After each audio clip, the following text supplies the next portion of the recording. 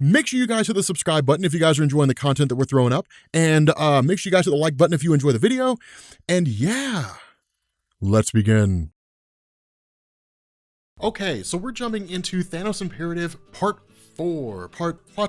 And yes, so we continue on our journey with the Cancerverse and everything. Now here's a cool thing. This picks up in the main Marvel universe, which is actually where Mar-Vell and all his forces are at, and essentially joins up with them essentially like grabbing Namorita. Now remember, Namorita is one of many people they think are the avatar of death, right? And so at this point, it's, you know, tell us what's going on, give us your anomaly, right? And that's the idea here, is that those individuals who are either outside the space-time continuum, meaning they're not supposed to be in this universe because they come from like a different universe or something like that, or individuals who have been touched by death and return are considered to have anomalies, these sort of homing beacons to a degree that allow the Revengers, the members of the Cancerverse, to track them down, locate them, and then take them. The issue with this is that it's picked up almost immediately right off the bat when it comes to Mar-Vell that Namorita is not the avatar of death, right? It's not her. But the idea is she can possibly lead them to the avatar or something along those lines. The issue with all this is that in the middle of it all, that's when the Annihilators arrive. And the Annihilators start unleashing all kinds of different problems. Now here's the cool thing, is we get these little cameos here and there, right? Like you basically get like the Ravager version of Venom, right? The version of Venom that can't die. And this Venom, of course, is, well, I guess kind of can't die. This Venom is more or less taken out by Ron and the Accuser. You get the Ravager versions of the X-Men, right? So like the Cancerverse versions of the X-Men. The funny thing about this is that this version of the X-Men actually shows up in War of Realms, the Imperial Guard, but it's kind of a quick little thing. It's not a great big huge thing. I mean, it is to a degree, but seeing the X-Men is not nearly that interesting. It's not what you would think it would be. But essentially, all these forces of Mar-Vell are dealt with quite readily by the Annihilators, because again, you're talking about a vast amount of power being used. Now remember, these guys can't truly die. So what they do when they destroy them is they more or less incapacitate them, and then ultimately all these different foes will return. The problem with this, and what really seems to come to a head here, is that ultimately Mar-Vell begins to pick up on the fact that essentially Thanos was killed inside of the Cancerverse. And so him having the kind of connection to the Cancerverse that he does, he immediately realizes what's going on and then says, like, the Avatar of Death, the reason why we can't find him is because the Avatar of Death is in our universe, he's not here. And so they basically say, like, let's go, like, let's teleport away. So they end up teleporting away directly to the Cancerverse itself. The funny thing is that we saw Thanos die at the hands of Drax the Destroyer, but remember, Thanos can't die. And so this really kind of answers the question, what happens when a person is banned from the realm of Mistress Death and then essentially dies through conventional means, right? Like what happens to them, like with something like this, when their body is totally disintegrated? The result is that their body reforms. Now there's precedent for this, and this comes from the story, or really comes by way of the story, Funeral for a Freak from Deadpool, right? So to sidetrack here for a second, Deadpool was ultimately cursed with immortality by Thanos himself because of the fact that Mistress Death was in love with Deadpool and she wasn't in love with Thanos, right? So Thanos, being angry about that, cursed Deadpool with immortality, so that when Deadpool was destroyed and all that was left with his hand, his body regrew from his hand, right? So that's where this really comes from. That kind of laid the groundwork for this sort of situation. Now, it really kind of depends on who's writing the story. When you looked at Thanos having been cursed with immortality, and then you had the events of like the incursions and the collapse of the multiverse, when all that came to an end and Thanos was quote unquote destroyed by God King Doom during the events of Secret Wars, he didn't really die because he couldn't go to the realm of Mistress Death, but he didn't reconstitute. Instead, what ended up happening is he was banished to a realm that was basically oblivion. It was a place beyond the entirety of the multiverse. Just this giant empty void is really what it was. And so because of that, when the events of All New, All Different Marvel took place and Thanos returned during the Avengers stories, he literally broke out of that realm, that kind of giant void, and then showed up in the main Marvel universe, right? So it depends on who's writing the story. It's the nature of comics. There's no hard and fast rule here. It just depends on what's going on and how a particular writer wants to take things in a particular direction. But Thanos showing back up here, of course, he's pissed because of the fact that Drax killed him. And so it's like, okay, that's the kind of game you want to play, then let's play the game. And he just totally eradicates Drax the Destroyer, right? Just totally annihilates this guy and destroys him. And so in the aftermath of that, you have the Annihilators really kind of grabbing those individuals who have been taken by Lord Mar-Vell. And when Lord Mar-Vell and them had taken off, ultimately when the Annihilators are making their escape, Lord Mar-Vell quite literally pops in and says one last thing and detonates the ship.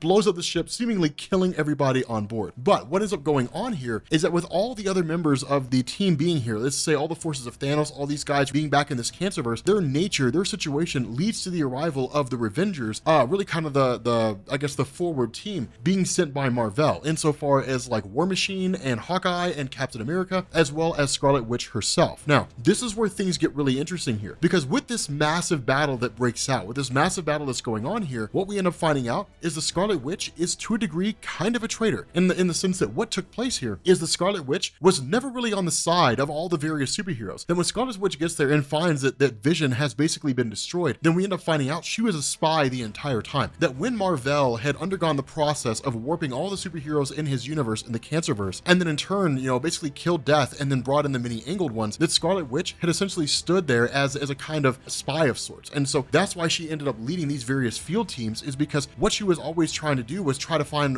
one, try to find a way to make contact with Vision again, and then two, report her findings and try to find a way to work along, or at least, serve her role alongside the Resistance. And that's what's been going on the entire time. And so when this goes down, she literally destroys all the other superheroes who were there, right? Like all the other Avengers, basically incapacitates and destroys all of them, at least as best she can. And then in turn, joins the Guardians themselves. Now, of course, they're hesitant, right? I mean, you got this chick who's basically like a skewed, warped bad guy, but Vision chimes in and says she's been working with the Resistance since the very beginning. You can trust her. Everything will be okay. The reality of this is because of the betrayal of the Scarlet Witch, what's going to happen here, the fate that's going to be bestowed upon her, is that she'll be taken by the many angled ones. And what'll end up happening is her soul will be torn apart and it'll be tortured, and she'll experience pain beyond imagining for the rest of eternity, right? For all of existence. It's going to be the worst possible fate that she could ever experience, right? Just having her soul torn apart over and over and over again. But ultimately, it's the sacrifice she makes, because in truth, she believes that what's going on here with Mar-Vell and everything taking place is wrong, and it's an inherently bad thing. And so what ends up happening is she basically says, here's one final gambit, exhausting my powers, doing what I can. I'm going to teleport all of you to the realm of where the first necropsy took place, the first instance of Mistress Death being destroyed in this universe, the place they have to go to in order to reverse the entire process. At the same time, kind of a cool little thing here, sort of an explanation, that in terms of the Annihilators and the various forces who seem to be destroyed, all that really went on here is that Wendell Vaughn himself and it really uses quantum bands of sorts to kind of channel everybody's power and then create a kind of cocoon for themselves to basically safeguard them and keep them alive, right? Which is well within the power of the quantum bands. But the cool thing about this is what's still going on the front lines. And it's very easy to forget about that with everything else taking place, right? To forget about what's happening in the front line of the Fall in this giant battle. Then in reality, this Galactus engine is still there and is still destroying these cosmic entities that none of them really seem to be able to stand a chance. That most of the forces that are there, around half the forces of all these various groups, the Spartoi, the Kree, the forces of Blastar, so on and so forth, the Shi'ar, they've all basically been obliterated, right? Half their forces are pretty much gone, and they're fighting with really what amounts to a skeleton crew is really all that's left. It's what little forces they can to stave off against this massive threat. The cosmic entities, some of them have already fled, right? Some of them have already left and said,